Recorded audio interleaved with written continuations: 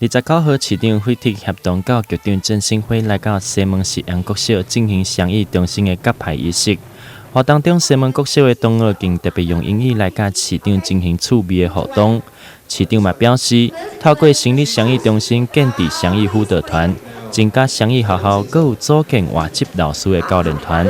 透过4个大方向来予台南的双语教育更完善。那其实双语教育现在已经是一个国家的政策。那台南市可以说起步的比较早，早在赖清德市长的时期就已经陆陆续续期待，我们也有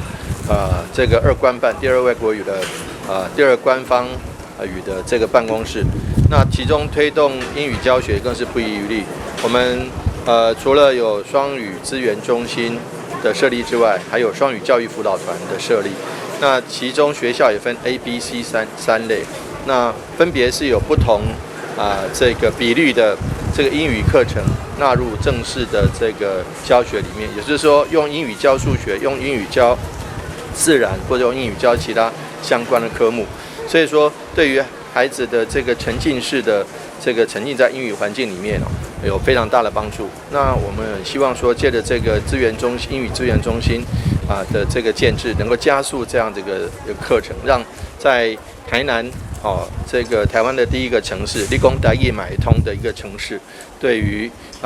到未来我们的下一代，不仅是台语、国语理工英语买通那这样子的话，对我们孩子的国际竞争力有加速的效果。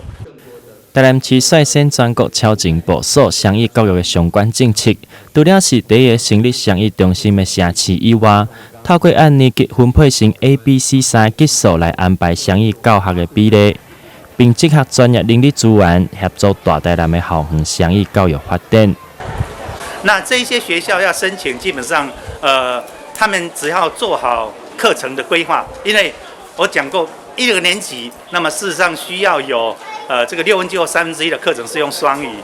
那双语的部分来实施的领域那当然有的学校他会说 OK 艺术人文、健体、综合那有的学校把自然也加进去了，那未来会有一些把数学加进去了，也就是说除了国语文之外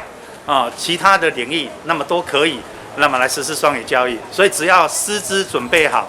所以有讲课程规划需要师资，那师资准备好，我们就可以来推动。那这个部分呢，有个学校不是一次呢就到位，它可能会低中年级，然后再来在高年级，所以各个学校它必须要提出它的所谓进程的规划。那么其实是引导学校先做好它成为双语学校的准备工作，只要准备。